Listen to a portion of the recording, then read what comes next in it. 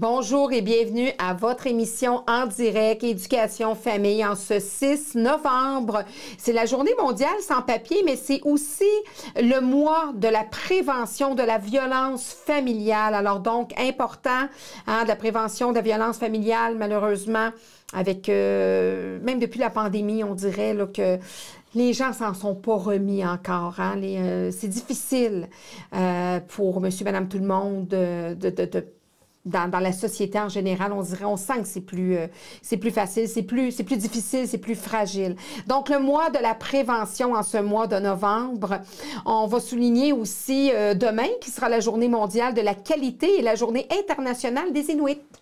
Alors, donc j'aime ça souligner quelques journées quand on est autour d'une émission, parce que c'est ça, il y a des gens qui ont pensé à ça, de dire aujourd'hui c'est ça, aujourd'hui c'est la journée de ceci, la journée mondiale, la journée nationale, la journée internationale.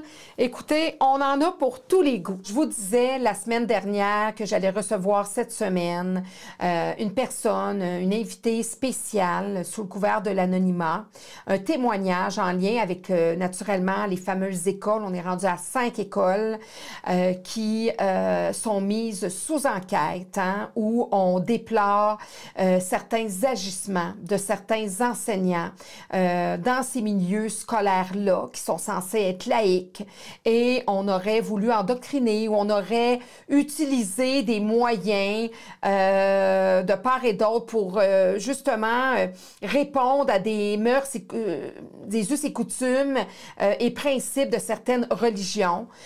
Donc, on est rendu à 5 écoles. Il y a l'école Bedford, il y a 4 autres écoles qui sont mises sous enquête. Et j'ai le privilège d'avoir une invitée qui enseigne à certains moments et même pendant un bon moment à cette école-là, à une de ces écoles qui sont mises sous enquête, et qui vient nous parler de comment ça se passe quand on vit un tsunami comme ça dans une école, tout d'abord. Il va venir nous relater un petit peu, vous allez voir, sa voix va être changée, vous ne la verrez pas, vous ne pourrez pas la reconnaître, c'est pas ça le but de l'exercice. C'est déjà un privilège qu'on a, que même certains journalistes n'ont pas, certains médias n'ont pas. Alors, c'est quand même un privilège qu'on a pour comprendre. Dans le but, c'est pas de pointer du doigt personne, c'est pas de dire si tu vrai, si tu pas vrai. La personne est là pour témoigner ce qu'elle aurait vu, entendu, ce qu'elle comprend de ses collègues qui sont sur place, etc.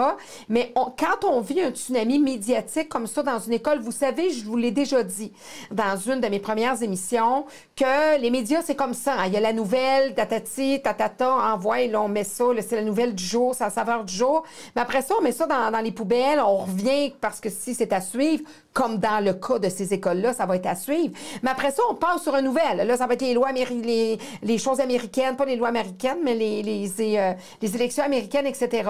Mais pendant ce temps-là, sur le plancher, là, dans les faits, dans ces écoles-là, on n'a pas mis la clé dans la porte dans ces écoles-là. Il y a encore des écoles, des enfants qui sont scolarisés. Il y a naturellement d'autres enseignants qui ne font pas l'objet d'enquête, absolument pas, mais qui doivent vivre avec la situation dans ces écoles-là.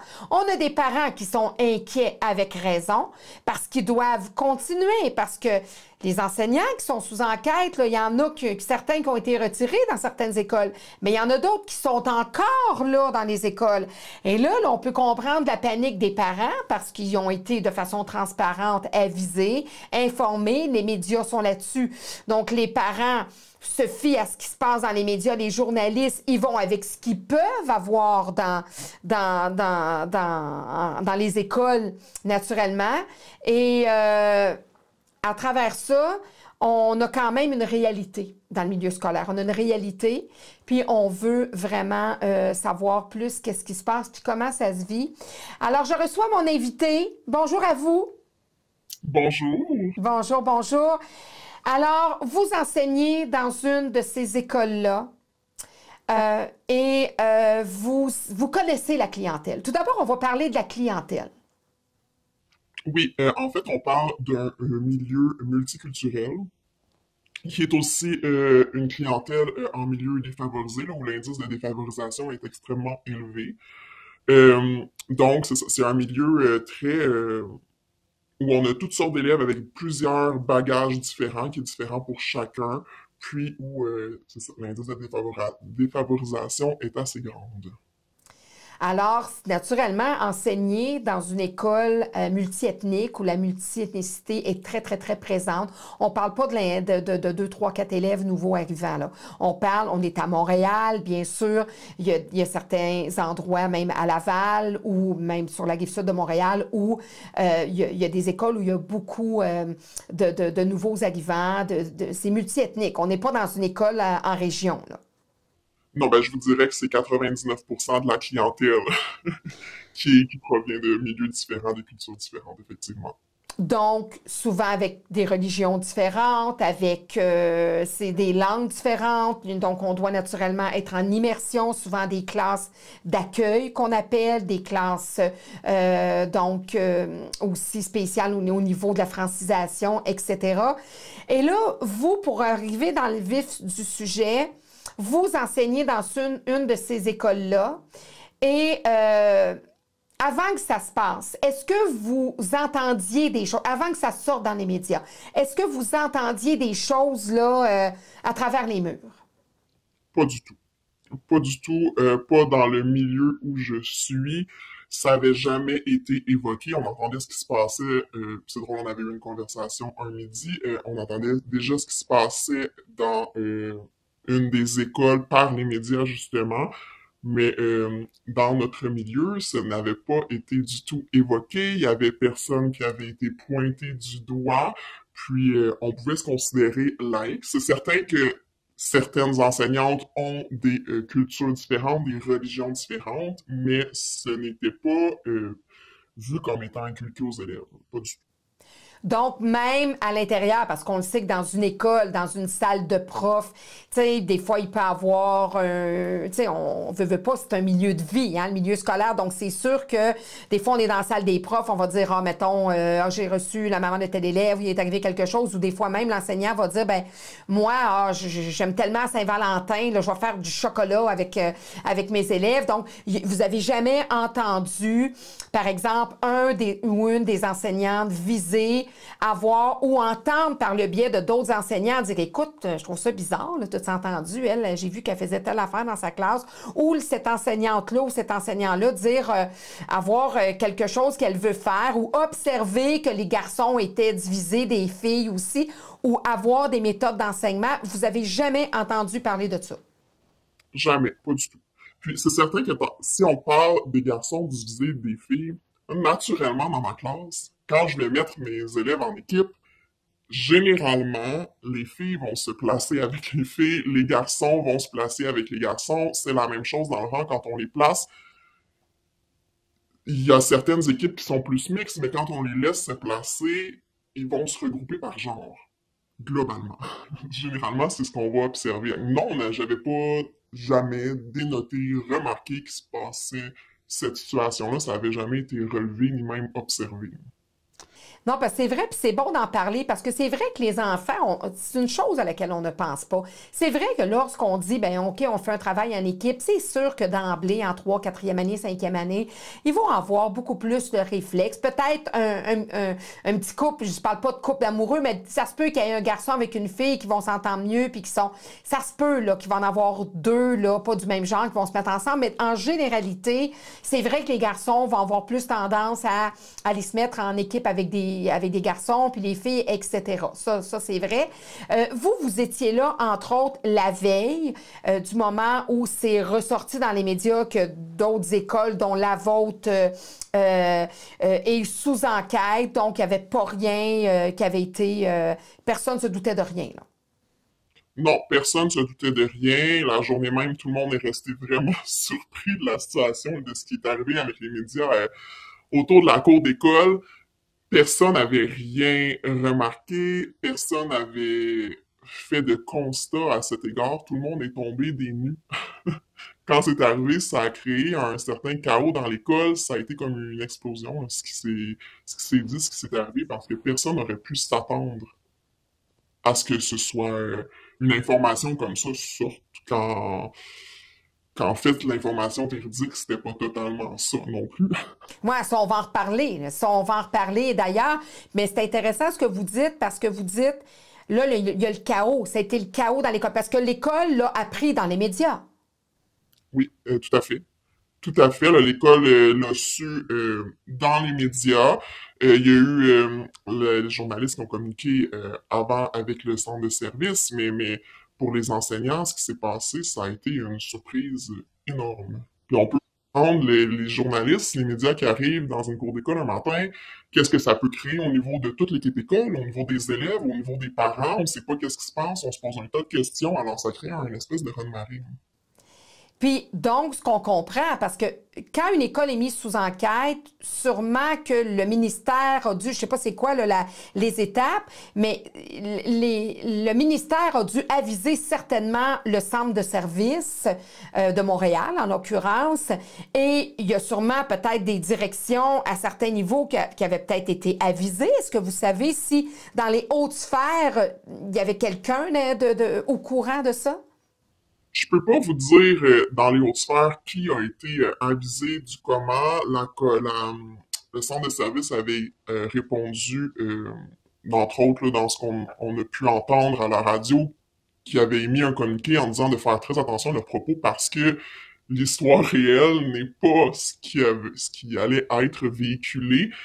Mais je peux pas vous dire par contre à quel point la direction ou un peu plus haut avait été avisée de ce qui se passait. Donc, c'est plus au niveau, entre autres, vous savez qu'au niveau des enseignants, naturellement les parents, parce qu'il y a dû avoir des parents qui ont débarqué à un moment donné, là.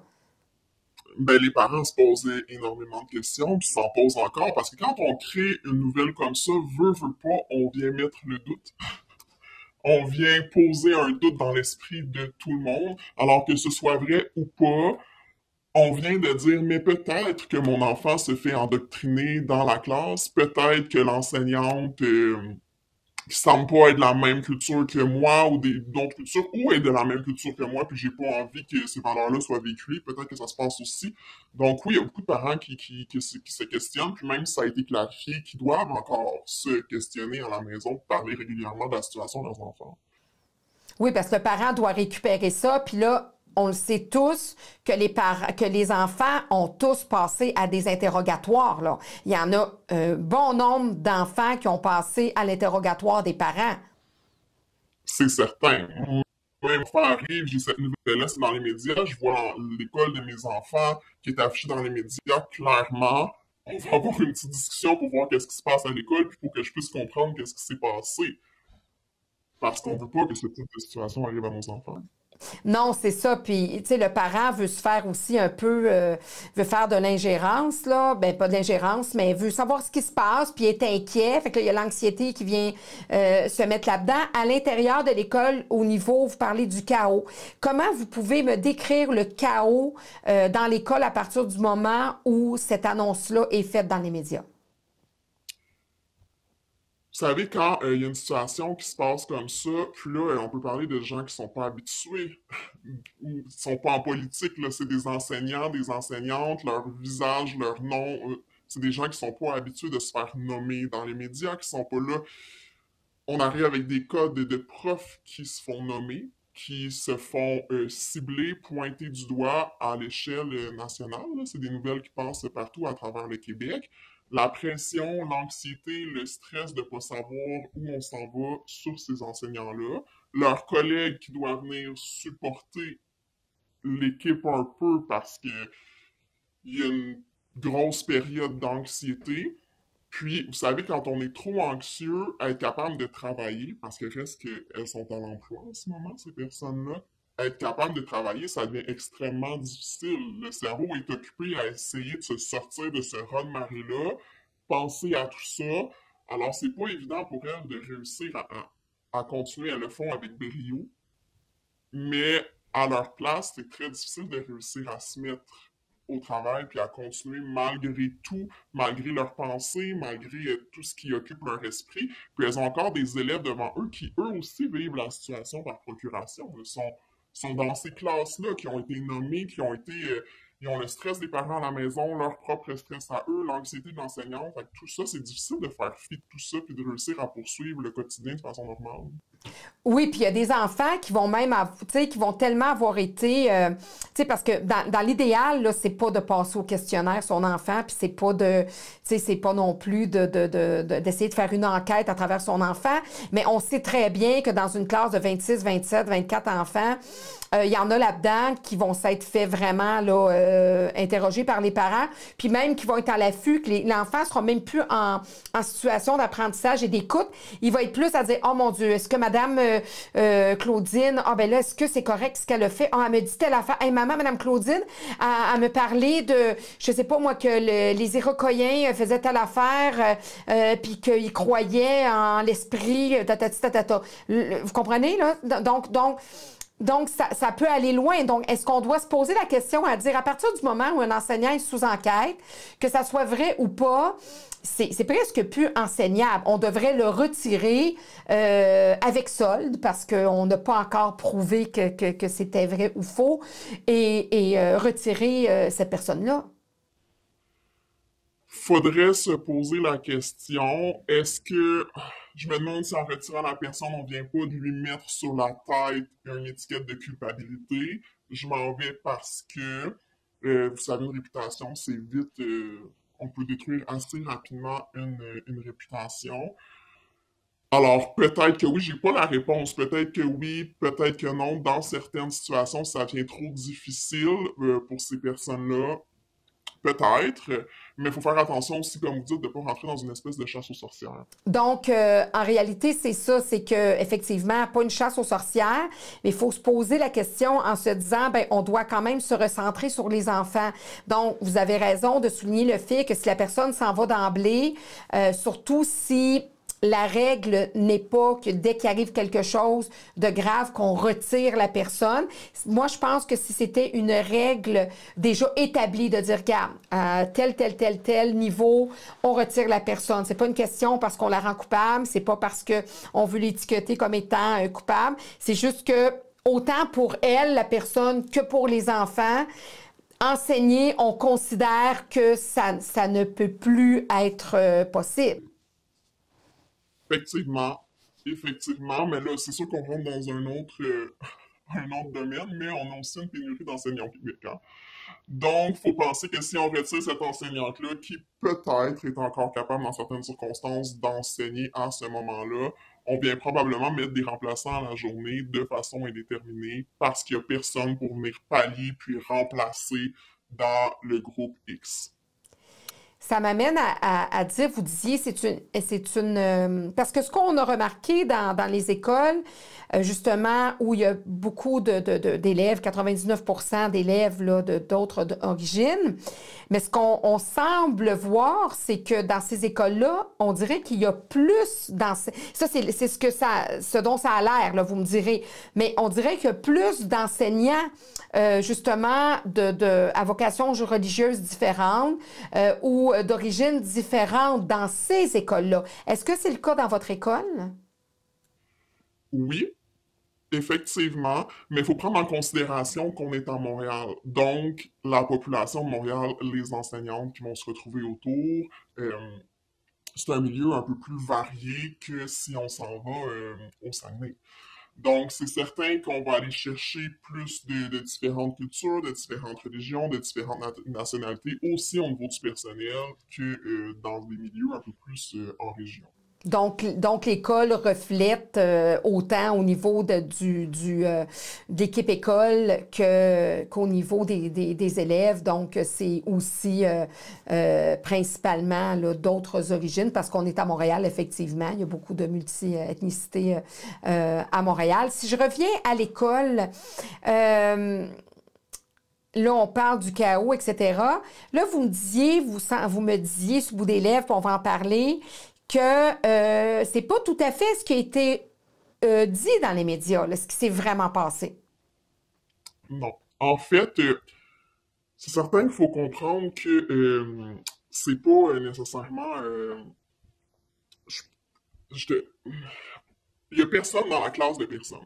Chacun, chacune fait ce qu'il a à faire avec ses élèves dans son groupe. On voit des choses, on peut constater des choses, mais jamais une enseignante va être assise à côté d'une autre enseignante toute la journée à valider ce qu'elle fait. Les informations qui ont été communiquées, ça a été vérifié en fait, là, parce que quand il y a quelque chose qui sort comme ça, l'administration n'a pas le choix d'aller vérifier puis de voir, puis peu importe la situation, que ce soit mineur ou s'il y a une plainte, peu importe, ça va être vérifié, ça va être validé parce qu'on veut effectivement pas que ce genre de situation se produise dans nos écoles. Ça a été validé et ça ne se serait pas passé. Il faut faire attention à ce que un parent va sortir comme information. Faut vérifier parce que on essaie d'avoir des bonnes relations avec tous les parents, avec tous les enfants, peu importe les enfants de quel milieu ils viennent, si on a, même si la relation avec les parents est plus difficile, on est là pour le bien-être des enfants, puis pour les aider à se développer à leur plein potentiel. Mais il y a des parents avec qui c'est plus difficile, puis que la collaboration, on réussit, malgré tous les efforts de l'école, du personnel, on réussit pas à l'avoir. Puis des fois, certains pourraient prendre des opportunités pour aller un peu faire, je ne veux pas utiliser faire du mal, là, mais nuire à la réputation, nuire au système éducatif. Puis c'est un peu ce qui s'est passé là, dans la situation, selon les informations que j'ai eues, puis selon ce que j'ai pu constater. Donc, il y aurait, moi j'appelle ça des parents plus toxiques qui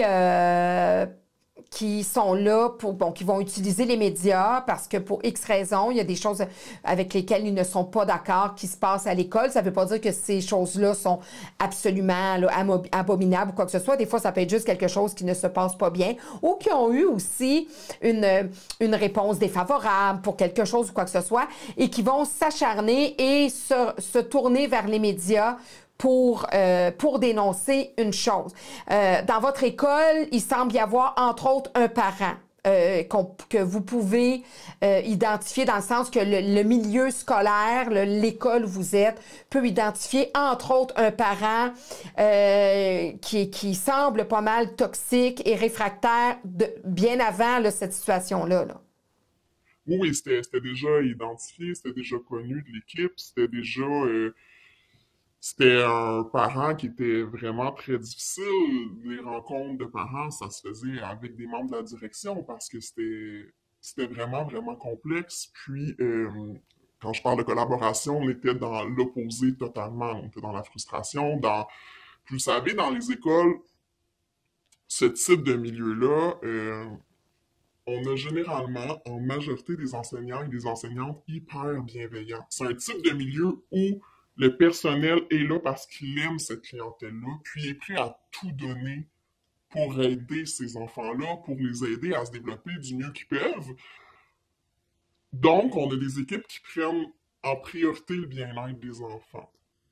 Alors, oui, on a des enseignants toxiques parfois, dans tous les milieux, il y a des personnes toxiques, mais il y a aussi des parents toxiques, puis il faut faire vraiment, vraiment attention à ce que ces parents-là peuvent nommer, parce que c'est pas toujours la vérité. Et est-ce qu'on vous a confirmé que ce parent-là faisait partie des plaignants ou était le plaignant principal de la situation? Oui, on me l'a confirmé. Donc, sur la direction vous ont confirmé ça. Oui, oui, oui, effectivement, ça a été confirmé. Donc, l'enfant de ce parent-là est dans une des classes qui est visée ou l'enseignant est visé. Exactement, oui. À un moment donné, la direction a dû quand même rencontrer les enseignants et bon, les gens en milieu. Qu'est-ce qu'on a pu vous confirmer? Parce que quand vous dites que c'est pas tout à fait ce qui s'est passé, ça veut dire qu'il y a des gens qui se sont justifiés, il y a des choses qui ont déjà été vérifiées. Est-ce que, parce que là, l'enquête suit son cours, là, mais à l'interne, qu'est-ce qui a été justifié, rapporté, qui fait croire que c'est pas tout à fait ça, l'information en ce qui concerne votre école? C'est certain que la direction a fait son enquête auprès de cette classe-là, de l'enseignante concernée, a fait son enquête auprès de certains élèves et de parents aussi. Il y a des allégations qui disent avoir été des faits que d'autres parents auraient été témoins. Il a fallu, les témoins les plus directs, c'est les parents. Ça a été confirmé avec ces parents-là que ça s'est pas produit. Euh, L'équipe école est tenue au courant à mesure que l'administration a aussi des informations parce qu'il y a des choses qui doivent suivre leur cours, il y a des rencontres qui sont faites avec les enseignantes pour les soutenir. Et dans ces écoles-là, souvent, l'équipe est très tissée serrée. Donc, ils se tiennent ensemble, ce qui aide beaucoup. Mais oui, à mesure qu'il y a des développements, l'équipe est tenue au courant, mais c'est petit à petit, là, parce qu'il y a des enquêtes qui doivent suivre leur cours. Il y a le ministère de l'Éducation aussi qui est comme intégré là-dedans, qui doit faire des enquêtes. Mais là, est-ce qu'il va y avoir une enquête? Est-ce qu'il n'y aura pas une enquête? Comment ça va se dérouler? On ne sait pas trop encore. C'est long, généralement, toutes ces choses-là. Alors, il y a une espèce de... On sait ce qui se passe, il y a plein de sentiments qui sont vécus par l'équipe école, mais on est aussi un peu en attente. Donc, c'est ça, parce qu'on dit, là, c'est facile de dire 5 écoles sous enquête, mais là, il ne faut pas que les gens pensent qu'il y a un peu comme l'impôt qui débarque avec des ordres de la cour, puis qu'on fouille les cellulaires de tout le monde, puis qu'on vérifie, puis qu'on a mis des caméras dans les classes, puis que là, il y a 3, 4 inspecteurs, puis la SWAT qui est descendue. Là, pour le moment, il n'y a rien qui se passe dans les écoles. L'enquête, sous enquête, mais est-ce qu'il y a eu vraiment... parce que, est-ce que vous avez vu des gens que vous connaissiez pas, est-ce que ça semble déjà être sous enquête? Puis est-ce que c'est la direction elle-même qui doit faire de l'enquête? Mais au départ, c'est certain que tout passe par la direction à la mesure. Aussitôt qu'il arrive un événement, plus c'est un gros événement, mais même quand c'est plus petit, la direction a toujours une petite enquête à faire préliminaire, voir qu'est-ce qui s'est passé réellement, qu'est-ce qu'on peut comprendre de la situation, puis est-ce que selon eux, il y a vraiment une enquête qui devrait avoir lieu. Après, je ne sais pas comment ça se passe au niveau de l'administration, mais c'est certain qu'ils sont en communication avec le centre de service, puis après, ça va plus haut, mais il n'y a personne qui est débarqué avec sa mallette encore à l'école pour venir s'asseoir dans la classe pour vérifier à quel point l'information est véridique. Non, puis il y a sûrement d'autres intervenants. Est-ce qu'ils vont mettre des intervenants pour parler avec les enfants, pour voir ce qu'il y en est, jusqu'où ils vont pousser l'enquête? Puis ça, j'irai possiblement chercher là, des réponses par rapport à ça. Quand on dit qu'une école est sous enquête, c'est quoi les étapes? C'est quoi le délai? Qui est-ce qui fait l'enquête? Comment ça se passe? Etc. Mais dans les faits, là où les personnes là, qui sont mises sous enquête, qu'est-ce que vous voyez, l'impact que ça a sur ces personnes-là là, au quotidien? Comment se sent là où les personnes présentement? C'est certain que les personnes sont très ébranlées. Tu sais, quand on parle d'atteinte à la réputation, c'est une très, très grosse atteinte à la réputation, puis elles risquent d'en entendre parler pendant des années par les autres parents, par les enfants, par leurs collègues, par leur famille. Alors, elles sont très, très, très ébranlées en ce moment. Oui, puis il faut se le dire que possiblement, mettons que là où certains profs, certains enseignants, mettons, qui sont totalement là, blanchis, on sait pertinemment que s'ils restent dans ces milieux-là, ils vont être étiquetés et les parents vont dire ah, c'était pas Mme Claudine, c'était pas elle là, qui avait été mise sous enquête. Là. Tu sais, le monde ne va pas se rappeler que la personne a été blanchie. Ils vont se rappeler que la personne était la personne visée par l'enquête. Alors, on sait déjà que cette personne-là va devoir possiblement quitter ce milieu-là. Là. Effectivement, et ça va rester très longtemps. Ce qui risque de probablement les aider, c'est que, comme je disais tout à l'heure, ce sont de beaux milieux, ce sont de belles écoles et avec de très belles équipes. Donc, elles vont peut-être réussir à passer par-dessus tout parce qu'elles ont beaucoup de soutien. Puis, c'est vraiment beau en ce moment ce qui se passe parce que justement, on peut voir tout le soutien que ces enseignantes ont là. Je leur souhaite qu'elles puissent continuer malgré tout, puis que tout se passe bien, puis que le raz-de-marée finisse par se calmer, puis que ça redescende assez rapidement, puis qu'on comprenne vite que les allégations n'avaient pas lieu d'être du tout, puis ça n'aurait même pas dû être médiatisé. Faut faire attention parce que c'est comme une nuance entre il y a des accusations qui peuvent être vraies dans certains cas, mais il y a des accusations qui peuvent être fausses. Puis on veut pas taire ce qui peut être vrai, mais il faut vraiment faire attention dans nos propos parce qu'on peut détruire facilement des gens avec tout ça. Oui, faut quand même, tu sais, avoir en tête qu'un journaliste, il a quand même une éthique journalistique. Habituellement, un journaliste, tu sais, des parents fâchés qui appellent les journalistes parce que il y a telle affaire, là, ils en reçoivent une vache puis une tonne en bon québécois, là, tu sais. Donc, pour que ça se rende dans les médias, pour que, tu sais, il y a quand même, il y a il doit y avoir quelque chose. En tout cas, là où les personnes ont dû être très convaincantes et apporter certaines choses, peut-être des fois, c'est des choses qui peuvent même pas être produites, ou tu sais, justement, là, sous le couvert de l'anonymat, il va y avoir justement des dénonciations, puis le journaliste a le droit de garder justement ses sources. Mais, tu sais, c'est ça. Puis là, on parle de 5 écoles. Donc, dans votre école, ça se peut, mettons, qu'il y ait un enseignant que c'était vrai, l'autre enseignant, c'était pas vrai. Dans l'autre école, ça se peut que les 11 enseignants, c'était vrai. Donc, tu sais, c'est de répartir ça. Mais on est parti quand même de l'école Bedford à 5 écoles. Là, vous pouvez parler seulement pour votre autre école, mais est-ce que vous avez entendu un peu des brides de l'intérieur de ce qui se passe des autres écoles qui ont été sous enquête? J'ai pas entendu parler des autres écoles qui sont sous enquête. Non, ça a été... je- quand ça se passe comme ça dans un milieu, c'est tellement intense que je vous dirais que j'ai pas été trop dans les médias non plus pendant les derniers jours. J'ai pas vraiment écouté. C'est tellement envahissant qu'on se concentre sur une chose. Mais non, j'ai pas su qu'est-ce qui s'était passé là, au complet dans les autres écoles, puis si les allégations pour eux étaient vraies ou fausses. Mais vous, à l'intérieur de votre école, ça semble faux, ça semble, tout le milieu semble... Si on se fie à ce que vous nous dites, cette école-là devrait ressortir du moins blanchie là, pour ce qui est des personnes ou de la personne qui aurait été mise sous enquête.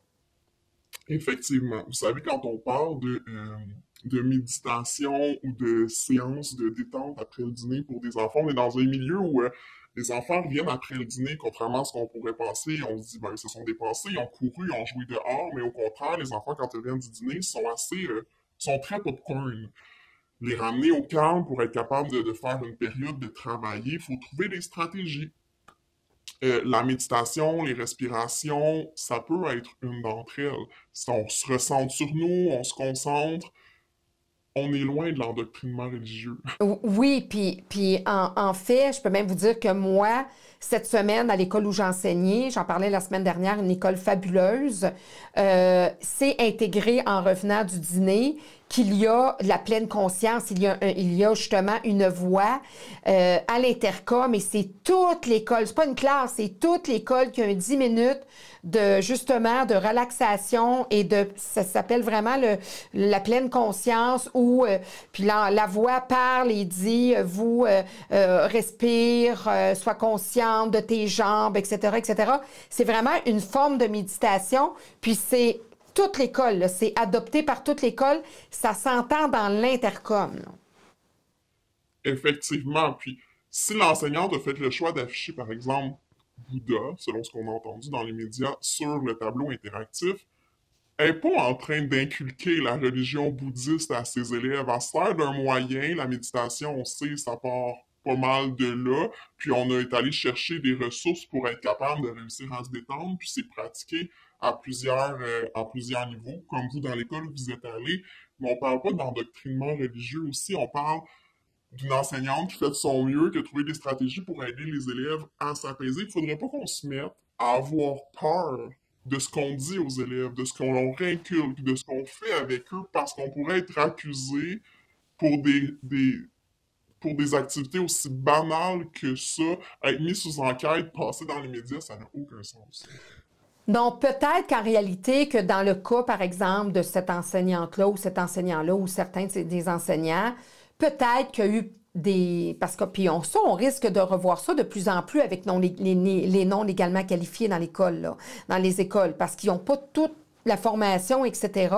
Même des gens qualifiés peut-être que ça part juste d'une maladresse ou, par exemple, mettons qu'on dit qu'on veut être laïque, c'est un endroit laïque, qu'on veut faire de la méditation, ben peut-être, par exemple, qu'on ne peut pas sortir un Bouddha parce que c'est un signe religieux, même si le but n'était pas l'endoctrinement. Il y a peut-être des nuances à faire entre une maladresse lors d'une activité que l'endoctrinement religieux.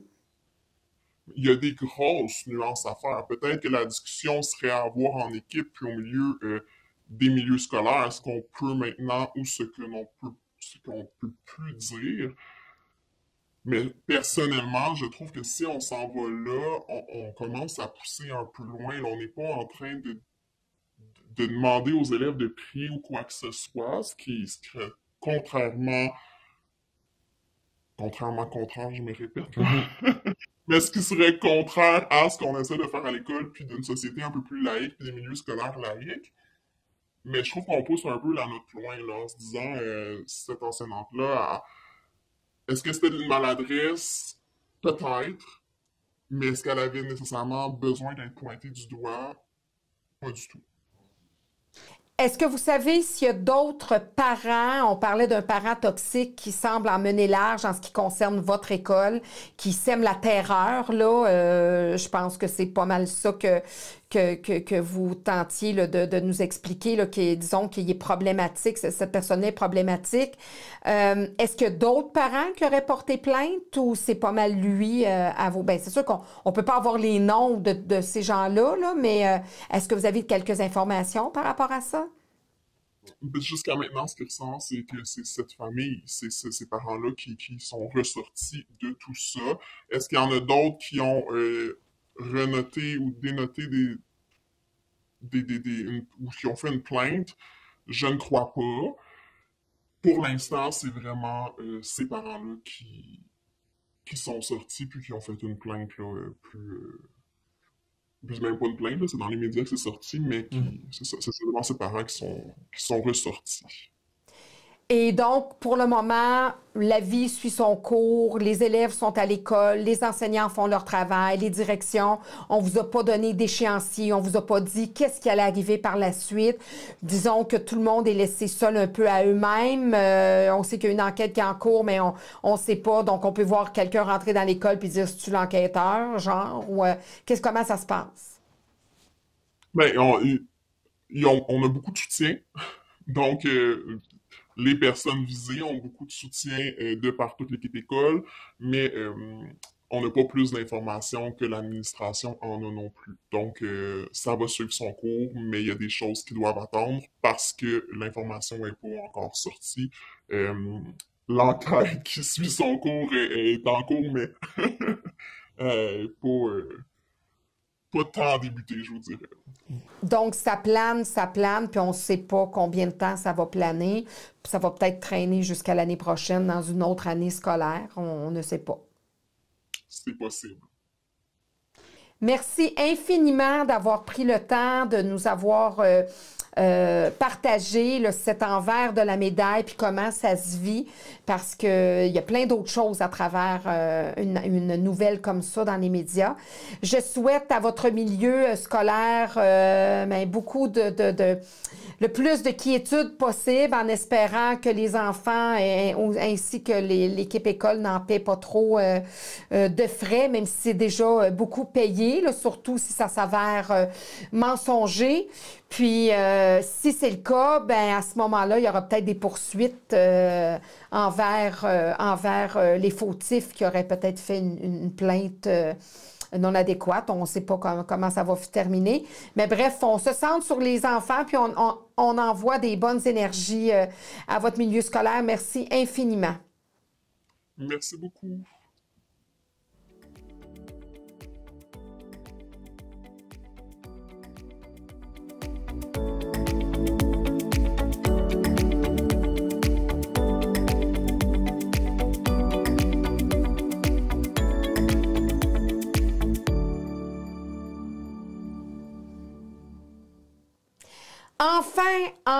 Enfin, On n'est pas encore sorti du bois parce que c'est très niché comme décision. C'est ce que je trouve dommage. Mais ça a été annoncé que l'UQAM allait rémunérer les stages en enseignement pour les étudiants en enseignement au secondaire. Donc, le 4e stage, vous savez, je vous le répète, c'est un bac de 4 ans lorsqu'on fait un baccalauréat en enseignement, que ce soit au primaire ou au secondaire ou en adaptation scolaire. C'est un bac de 4 ans. Et enfin, une université, l'UQAM, a décidé de rémunérer les stagiaires de la 4e année. Bon, tant mieux, c'est un début.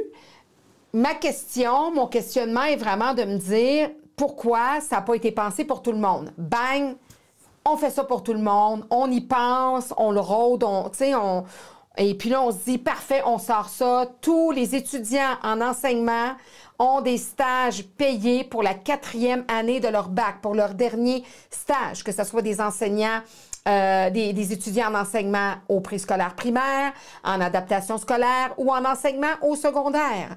Donc, peu importe la matière, en enseignement du français au secondaire, en enseignement des maths au secondaire, en enseignement de l'anglais au secondaire, langue seconde, histoire, etc. Donc, mais pour ceux vraiment qui font le bac en enseignement.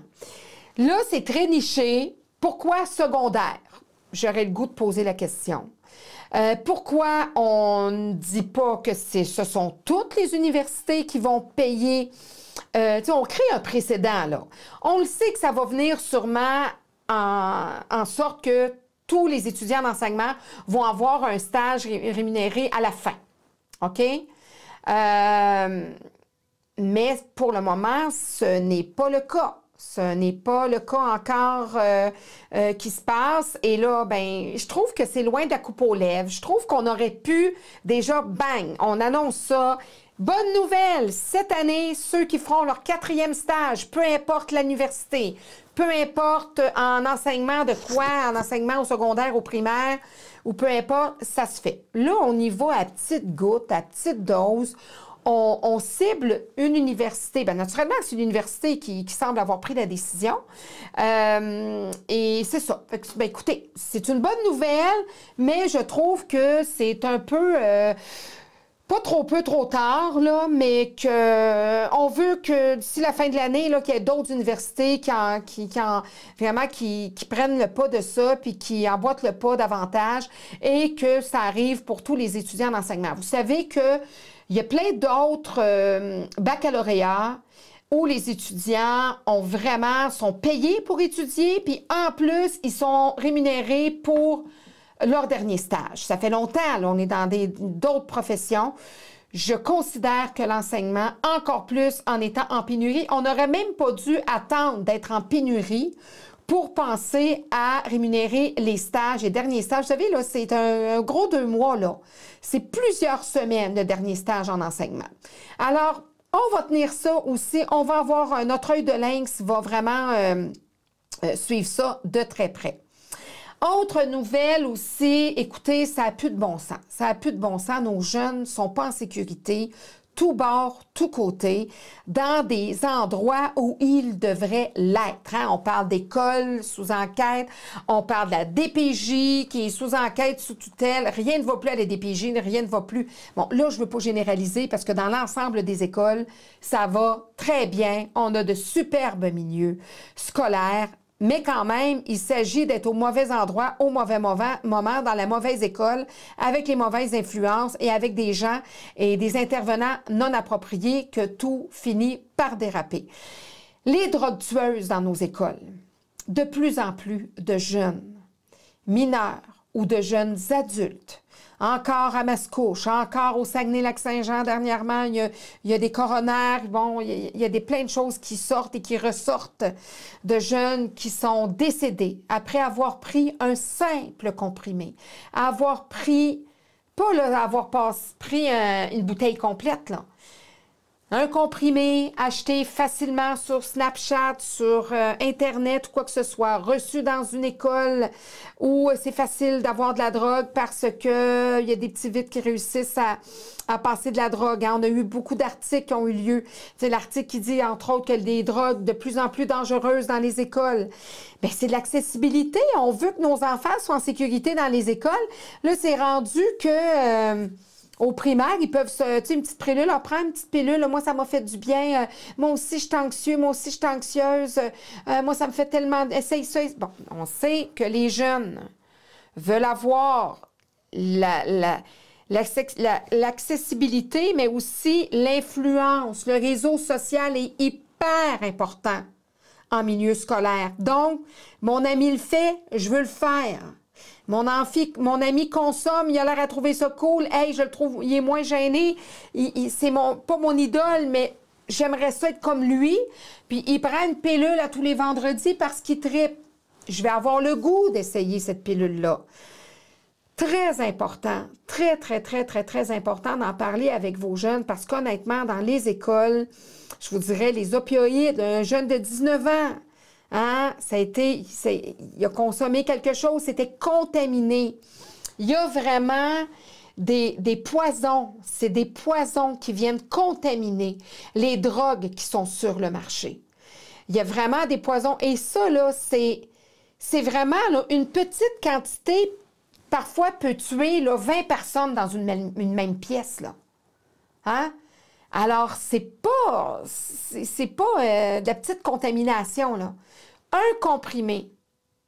Et dans un cas, entre autres, effectivement, des ados qui sont à la recherche d'intoxication, parce qu'on le sait, on a de plus en plus de jeunes anxieux, on a de plus en plus de jeunes qui ont des enjeux de santé mentale ou de difficultés à travers les familles, à travers des séparations, à travers des choses qu'ils vont vivre. Ils veulent se geler, ils veulent geler ces blessures-là et ces difficultés qu'ils rencontrent. Et bien là, parfois, ils vont tomber sur une mauvaise influence ou un ami qui n'est pas un mauvais ami, mais qui va essayer, par exemple, hein, on a un jeune, justement, là, qui est décédé. Hein? Écoutez, parfois c'est 14 ans, parfois c'est 19 ans. Et ces jeunes-là décèdent parce que, hein, Émile, le soir du 4 décembre 2022, il avait acheté ça sur Snapchat à 19 ans.